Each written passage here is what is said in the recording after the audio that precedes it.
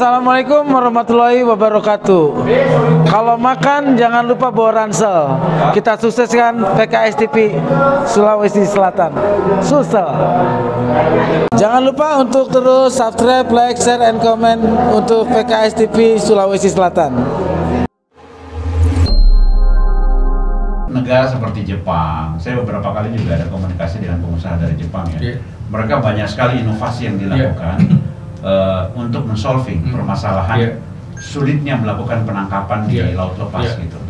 Bahkan beberapa di antara mereka itu ya sudah mengupayakan pokoknya ingin mendatangkan kapal di tengah laut lengkap cold storage segala macam, jadi nangkap itu langsung nyimpan di situ, langsung bawa ke luar negeri gitu. Tapi poin saya adalah kalau kondisinya memang seperti, berarti kan kita seperti butuh waktu yang lebih panjang lagi nih, untuk kemudian menstabilkan kondisi perikanan kita. Nah, pertanyaan saya adalah apakah kondisi ini tidak bisa kita karena gini, pergeserannya pasti akan ke pergeseran dari petani konvensional ke korporasi. Pada saat nelayan tadi meninggalkan mata pencaharian sebagai seorang nelayan, maka yang masuk adalah korporasi. Korporasi ini bisa jadi dari luar negeri gitu ya, syukur-syukur kalau dari anak bangsa sendiri, tapi saya lihat kecenderungannya lebih banyak ke corporate yang datang dari luar dengan inovasi yang mereka miliki, kemudian ya tanda kutip mengelola kekayaan alam kita, balik lagi sama dengan di tambang, di pertanian seperti itu, mulai itu corporate farming tuh. Petani kita, nelayan kita boleh taruh di mana nih kalau mereka sudah masuk? Saya tadi penontonnya sebelum kesini ketemu ada nelayan satu itu mendarat di Unti ya, namanya Pak Senudin. Bapak dari mana? Dia orang Sumbawa. Oh, dari Sumbawa ya? Kenapa kesini?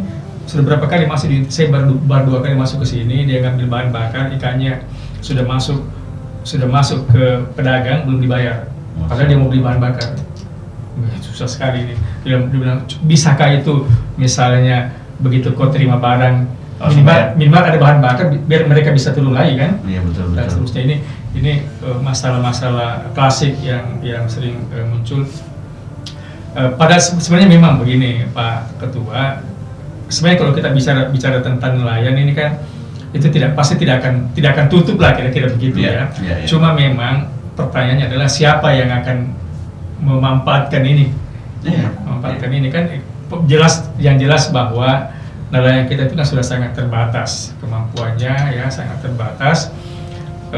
Dan kalau tidak ada upaya sungguh-sungguh ini kan ini bisa bahasa ekstrim berbahaya kan bagi masyarakat di pulau kita kan. Kalau tiba-tiba misalnya mereka tidak kan begini, banyak juga anak-anaknya itu memang sudah tidak bisa ke laut karena sudah tidak suka, tidak tertarik lagi, sehingga kalau dipaksakan ke laut itu tidak bisa. Makanya dulu itu ada program transmigrasi nelayan itu ya, menurut saya itu hampir banyak yang tidak maksimal. Kenapa? Karena tidak mudah menjadi nelayan.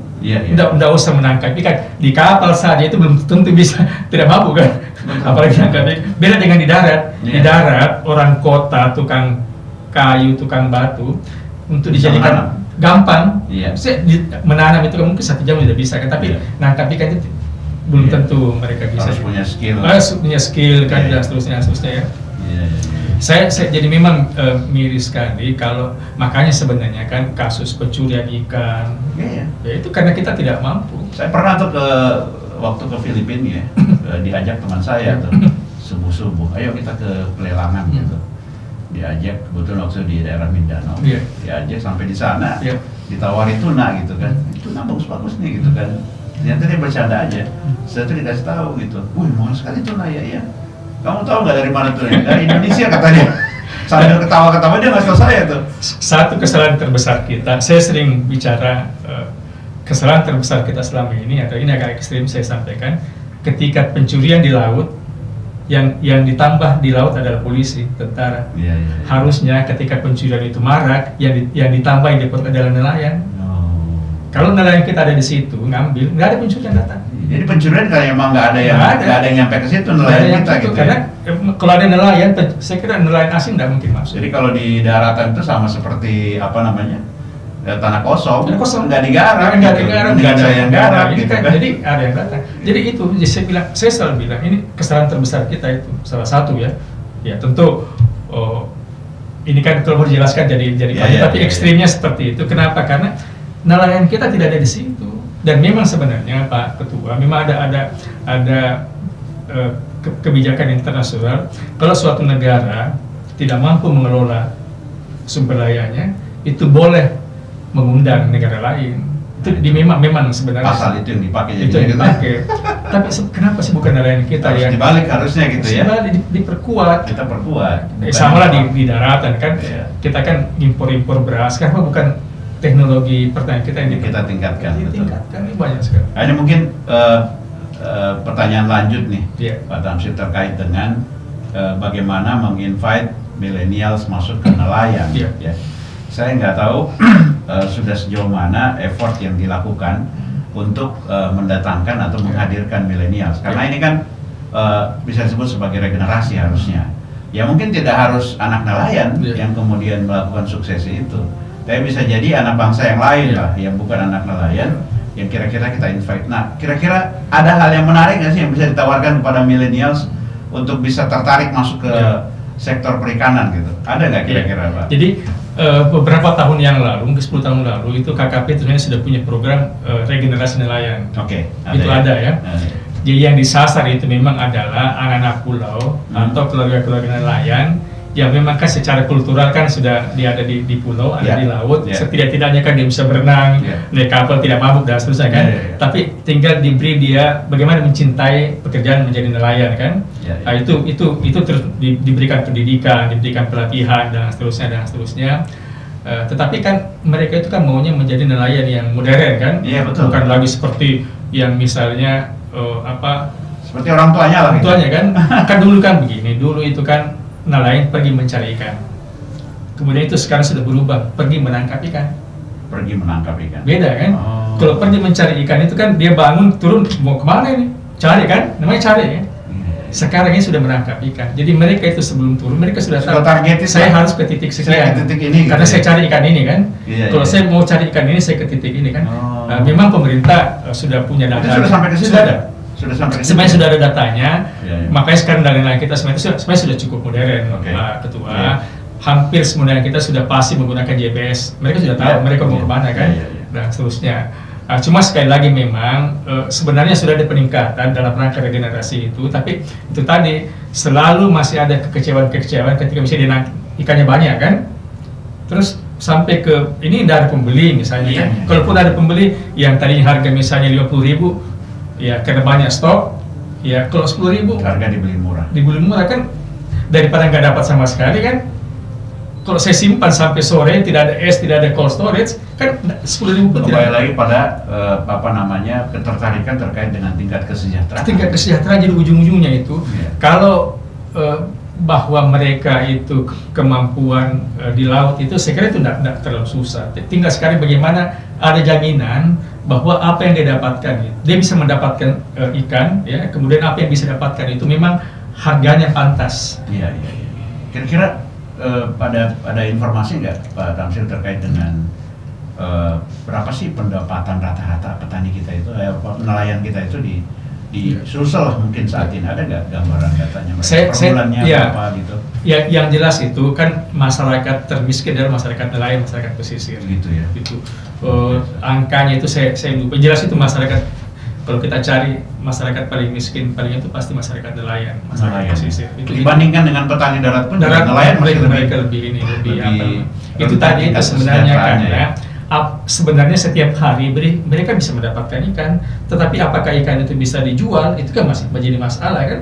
Mereka misalnya di pulau dia dapat 10 kg ikan, terus mau sampai ke Makassar itu kan butuh misalnya 1 jam, berapa bahan bakar, sampai ke sini tidak jelas juga di mana bisa disimpan. Kalau di daratan mereka misalnya petani, kalau padi kan jelas kan, misalnya dia singkong, bisa disimpan, bisa diolah kan.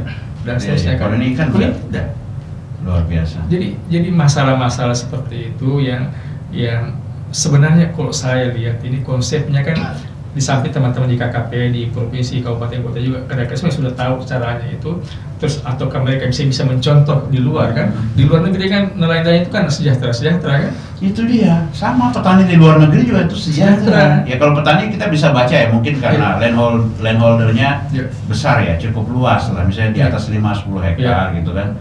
Kalau di Indonesia kan ya mungkin landholdingnya itu relatif sangat kecil ya, hampir 0,5 rata-rata gitu kan. Jadi mau digenjot bagaimanapun juga penghasilannya nggak mungkin bisa menutupi kebutuhan mereka. Nah kembali lagi kepada nelayan gitu. Jadi kita kan punya ini sendiri kan, punya departemen sendiri kan yang ngurusin para nelayan ini kan. Yang kedua, kita punya secara faktual bahwa banyak sekali masyarakat Indonesia saat ini yang hidup di pesisir yang memang penghasilannya dari nelayan. Kan kita berharap harusnya ada regulasi atau kebijakan yang betul-betul bijak lah, yang bisa berorientasi pada peningkatan kesejahteraan hidupnya nelayan. Kecuali memang kita sudah berharap, saya kadang-kadang ya bersusun juga gitu ya, bahwa jangan-jangan memang nelayan kita ini sengaja dibuat KO gitu kan, supaya nanti orang luar yang datang mengelola perairan kita gitu. Nah ini saya kira isu menurut saya. Jadi memang regulasi, saya kebetulan ini sangat peka itu ke hal-hal regulasi kita ini. Banyak sekali sebenarnya regulasi-regulasi di bidang di nelayan itu yang menurut saya itu masih memprihatinkan sekali. Perizinan izin kapal saja, Pak Ketua, Pak Ustaz tahu kalau orang mau bikin kapal itu izinnya kan ada dari KKP, ada dari Perhubungan. Jadi bikin kapal nih saya bikin setelah kapalnya jadi kemudian mau jalan kan, mau itu izinnya ada dari KKP sendiri, dari Perhubungan, ada tidak satu instansi. Kalau kita beli mobil kan tidak kan? Kalau kita beli mobil, jikalau misalnya keluar kan cuma samsat saja, kita tidak pusing. Dan di mobil kita cukup satu surat saja. Di mobil kita cukup satu STNK. Di kapal itu dulu bisa banyak, bisa sampai 10. Ada macam-macam, ada pas besar, pas kecil dan seterusnya. Setiap mereka mau turun ke laut harus ambil namanya SLO atau SK, surat kelayakan berlayar. Ada 2 surat itu yang harus diambil setiap melaut, dan itu harus diambil di pangkalan, di terminal. Sebenarnya sama saja di daratan juga begitu kan, tapi kan ya sebenarnya bagus niatnya dalam rangka keselamatan. Tapi cuman itu maksud saya bilang disederhanakan peraturan-peraturan itu kan, supaya banyak nelayan kita kalau misalnya gini, ini yang paling ekstrim itu ada beberapa di Makassar kebetulan terbatas, itu hanya ada di Pautere dulu dengan di Untia, itu surat SIB, surat izin berlayar. Kalau misalnya dia di pulau yang jauh dari Makassar 20 mil misalnya, butuh waktu 2-3 jam, dia mau turun melaut, masa harus kesini dulu ngambil izin? Jadi tidak masuk akal kan? Gitu. Padahal tapi itu salah, itu regulasinya begitu. Setiap nelayan mau turun harus ada surat. Artinya ketika dia di pulau yang jauh misalnya itu dari Makassar, dia turun terus datang petugas, mana izinmu? Pasti salah kan? Bisa ditangkap. Tapi dia bilang saya kesini 3 jam ke Makassar, masa harus kesini ambil izin saja, sementara saya hanya butuh waktu 1 jam untuk melaut. Nah, ini regulasi. Saya pernah berkelakar itu, kalau begini terus ini regulasinya, maka nelayan itu sudah semakin sulit menangkap ikan. Yang gampang ditangkap di laut itu nelayan. Jadi operasi tangkap nelayan, bukan ada operasi tangkap ikan gitu. Nah, ini juga saya himbau kepada kita semua. Saya kira terutama teman-teman di PKS, nanti kita berdoa semoga nanti banyak mendapatkan amanah dari rakyat ya, dari kabupaten, kota, provinsi, di pusat. Tolonglah nanti melihat hal-hal seperti ini, penyederhanaan perizinan dan seterusnya. Sekarang ini kan izin kan tidak perlu dalam bentuk kertas kan? Kan bisa dalam di handphone kita kan, dalam bentuk file saja. Dia sudah melapor, saya mau kesini kan ini enggak, saya kira itu perlu ada hal-hal ekstrim yang harus kita lakukan. Semakin kita berbincang rasanya ya semakin miris. Jadi saya menangkapnya seperti benang kusut yang kita nggak tahu bagaimana cara mengurainya. Ya terus terang saat ini di PKS salah satu titik perjuangan kita adalah memperjuangkan kesejahteraan petani dan nelayan. Sejauh ini kita baru merumuskan paling tidak satu gagasan ya untuk para nelayan, yaitu yang muncul ya dari diskusi kami adalah bagaimana kita bisa membuat kos produksi nelayan ini bisa ditekan, ya terutama dalam hal bahan bakar gitu ya. Yang kedua, bagaimana kita bisa mengatur jalur supply chain yang ada di nelayan yang kita lihat juga cukup panjang, yang nanti berujung kepada bagaimana kita bisa memprovide harga yang masuk akal lah bagi effort nelayan kita, karena sesungguhnya kita melihat nelayan ini kan ya bisa disebut sebagai pahlawan gitu, pahlawan bagi masyarakat Indonesia, karena ini ya mereka berjuang ya bukan hanya dari tenaga tapi mungkin jiwa raganya untuk menyediakan ikan buat masyarakat Indonesia. Sementara penghargaan yang diberikan kepada mereka sepertinya masih jauh dari harapan gitu. Belum lagi kita bicara masalah regenerasi ke depan. Jadi tadi kita diskusi juga, kalau kondisi seperti ini maka bisa ada lost generation dari para nelayan ini. Nah, kalau ini sudah seperti kalau ini terjadi, maka kemungkinan cuma ada dua. Yang pertama adalah ya kita tidak lagi mengandalkan penghasilan ikan ataupun juga nelayan sebagai salah satu komoditi yang unggulan kita. Yang kedua, ya orang lain bisa masuk nih. Ya kan, jadi orang lain di negara lain bisa datang ya mancing ikan di tempat kita atau nangkap ikan di tempat kita. Syukur-syukur kalau misalnya nangkap ikan kemudian ngasih makan kembali ke Indonesia gitu. Tapi ini kan nangkap ikan di perairan kita untuk ngasih makan masyarakat di negaranya. Kalaupun masuk ke kita harganya sudah mahal. Masuk ke kita pun juga bergen dengan padahal ikan-ikan kita nangkap ikan di perairan kita gitu kan, terus kemudian melakukan pengolahan tapi dijual ke kita dengan harga yang mahal. Itu sudah terjadi menurut saya pada saat masyarakat kita, rakyat kita membeli ikan di swalayan yang bisa jadi itu bandrolnya made in misalnya, atau mungkin China, Thailand, Jepang gitu kan, padahal semua ikannya ikan Indonesia. Ini kan suatu hal yang ironis lah gitu. Nah, saya kira harus ada solusi-solusi ya. Saya kira bagus itu Pak Ketua tentang bahan bakar. Itu kan kunci ya. Satu kunci, karena bahan bakar itu bukan hanya harganya yang harus memang berpihak kepada nelayan, yang tidak kalah pentingnya adalah kemudahan mendapatkan ketersediaan. Itu problem. Begitu tidak ada bahan bakar, itu pasti mereka tidak bisa melaut. Satu ya. Jadi sekali lagi saya sangat berharap ini tolonglah serius nanti bagaimana Pertamina lah kira-kira SPD kan ada SPDN, SPBU dan seterusnya kan, itu ada di mendekati nelayan. Saya kira itu kita percaya ada faktor keamanan yang harus kita perhatikan, tapi itu kan nelayan bilang ya itu kan urusan pemerintah lah, itu carilah faktor keamanan satu. Yang kedua tadi supply chain itu kan tentang harga dan seterusnya. Saya kira itu memang sangat penting, tapi itu kan variabelnya juga ada beberapa, misalnya tadi ketersediaan es dan seterusnya kan. Padahal kan kita tahu bahwa ikan itu kan begini, ikan itu kan ada ikan hidup itu yang paling mahal. Iya betul. Jadi bayangkan itu, tapi kalau misalnya mereka tidak punya fasilitas, bagaimana ikan bisa hidup sampai ke darat? Yang kedua kan ikan yang fresh, segar. Jadi kalau dia mati itu segar kan? Jadi kalau mau hidup dikasih oksigen. Kasih oksigen dan oksigen. Atau dia fresh, setidaknya fresh itu masih bisa standar bertahan ya. Yang ketiga kan beku. Yang keempat ini beku ini kualitasnya sudah makin kesini makin rendah. Makanya ini ada sesuatu yang juga saya mau jelaskan bahwa ini produk perikanan itu beda dengan produk pertanian. Kalau produk perikanan itu belum tentu diolah itu harganya bisa jadi lebih bagus, belum tentu. Iya betul. Ikan kaleng itu jauh lebih murah dibanding dengan ikan segar, jauh. Padahal sudah ada effort. Beda dengan di darat ya. Beda. Kalau ada. Iya. Makanya dulu saya ada bilang bagaimana petik olah jual itu tidak salah, tapi tidak seluruhnya bisa berlaku di perikanan kan. Ini kemarin ada beredar itu, ini juga sementara diskusi tapi kelihatannya sudah berhenti. Ada entah kalau saya dari menteri apa itu, ada larangan ekspor bahan tambang dasarnya kan. Terus ditambah juga tidak boleh ekspor hasil perikanan dan kasusnya.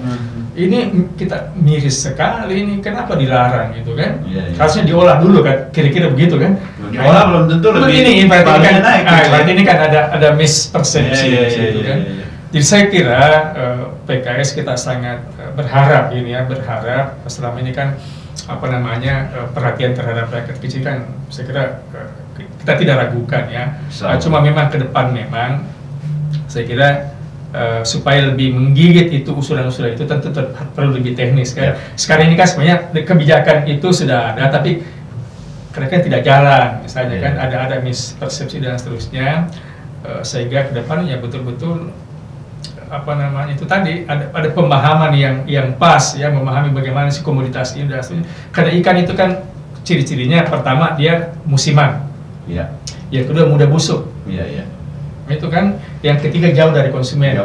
Ini tiga ini yang kadang-kadang tidak Nah, ini mungkin yang jauh dari konsumen. Makanya saya berpikir barangkali mungkin ya sekali-sekali kita perlu bawa nih ibu-ibu yang biasa belanja ikan di Pagandeng ya, atau mungkin di Lelong itu mungkin sekali-sekali lah ketemu sama nelayan, ngobrol bagaimana susahnya gitu ya. Kan kalau Pagandeng itu kan sebenarnya jalur supply chain yang istilahnya dagang aja, tentu dia nelayan. Ya kalau ketemu ibu-ibu dengan nelayan suruh dialog kan cukup menarik nih. Mungkin salah satu topik yang cukup menarik adalah mempertemukan antara ibu-ibu dengan para nelayan. Saya dulu biasa kita bawa ibu-ibu itu pergian ke pulau kan, di pulau goyang-goyang. Waduh gimana ini? Makanya kalau beli ikan jangan terlalu ditawar, ini belum nangkap ikan, ibu hanya duduk-duduk sudah seperti ini kan, ya tolonglah itu tadi jangan. Ya Pak Tamsil, jadi sahabat PKS, kita semua sedang berjuang ya di berbagai sektor, salah satunya adalah di sektor nelayan ini atau perikanan atau kelautan. Kita berharap ya semua yang bekerja ya di sektor nelayan ini bisa ditingkatkan, bisa ditingkatkan kesejahteraannya sehingga sustain dalam mensuplai kebutuhan ikan bagi masyarakat di Indonesia. Dan saya kira PKS sedang berjuang ya untuk hal tersebut ya, terutama tadi dua hal. Pertama, meningkatkan kesejahteraan petani, dan yang kedua yang meningkatkan kecerdasan bangsa melalui konsumsi ikan. Mudah-mudahan perbincangan kita pada hari ini betul-betul bisa memberikan inspirasi ya bagi seluruh rakyat Indonesia dan juga kepada para pembuat regulasi ya untuk memberikan keberpihakan kepada nelayan kita sehingga rantai supply ini tidak terputus. Dan kita tidak berharap bahwa suatu saat ya para nelayan kalau ingin makan ikan malah dia pergi ke swalayan untuk beli ikan. Ini kan suatu hal yang ironis karena sudah tidak mampu lagi untuk menjalankan profesi ini. Mungkin terakhir kami ingin dapatkan closing statement untuk PKS barangkali, dan untuk mungkin pemegang regulasi ke depan ya, bagaimana kita mengambil langkah-langkah ke depan untuk memperbaiki kondisi di nelayan kita. Makasih. Jadi saya kira sebagai warga masyarakat ya, saya sebagai seorang akademisi, saya tentu kita berharap PKS ini kan kalau ingin betul-betul peduli kepada masyarakat, pedulilah kepada masyarakat pesisir dan nelayan, karena sebagian besar masyarakat kita ada di pesisir kan, dan nelayan dan seterusnya, itu satu. Jadi masyarakat di situ. Kemudian yang kedua, mirisnya kebanyakan mereka ini kan rata-rata di bawah garis kemiskinan, jadi memang banyak. Yang kedua, tentang konsumsi ikan, saya juga ingin menyampaikan kepada kita semua. Sekarang ini sebenarnya konsumsi ikan kita itu masih rendah sekali dibanding dengan Jepang ya. Kita itu ada data katanya hanya sampai 30 kg per kapita per tahun. Itu masih rendah sekali. Padahal ikan ini kan sekarang untuk stunting saja itu kan ikan menjadi komoditas yang disarankan untuk dikonsumsi. Tapi memang banyak bilang begini, ikan itu mahal. Padahal sebenarnya kan ya ada ikan mahal, ada ikan yang tidak mahal kan. Misalnya begini, salmon. Banyak orang pasti yang punya uang pasti makan salmon. Padahal sebenarnya ikan bandeng itu omega 3-nya lebih bagus dibanding salmon. Gitu ya. Ikan kembung dan seterusnya kan. Ini juga saya sebenarnya sangat ya, karena kebetulan ilmunya dari kita, saya sering itu kampanyekan kepada ibu-ibu. Ya tolonglah tingkatkan konsumsi ikan di rumah, tapi banyak.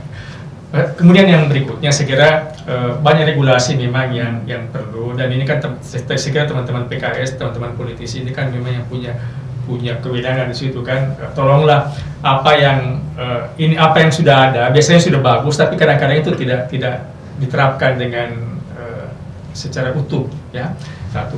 Yang kedua, apa yang kadang-kadang dibuat itu kadang-kadang tidak, maksud saya itu tidak menyentuh betul kepada masyarakat. Contoh tadi misalnya tadi itu bahan bakar kan, niatnya sudah ada, ingin memberi subsidi kepada masyarakat, tapi kan masyarakat pulau kan jauh dari pulau ke sini, itu kan mau ngambil bahan bakar 10 liter butuh 5 liter. Yang tadinya ada subsidi hanya hilang karena itu. Yang kedua tadi itu pelelangan misalnya kan, kalau namanya pelelangan ini kan ada pelelangan ya. Ya, terakhir tentu terima kasih kepada sahabat-sahabat PKS yang sudah mengundang saya untuk berbagi. Tentu ini kalau kita berbicara perikanan kelautan itu kan sangat luas ya, sangat banyak. Ini tentu bagian kecil saja. Dan saya tetap kalau misalnya ke depan ingin lebih teknis, saya selalu siap untuk demi kepentingan nelayan, demi kepentingan masyarakat pesisir, saya siap untuk diajak lagi. Makasih banyak. Assalamualaikum warahmatullahi wabarakatuh. Salam hidup nelayan.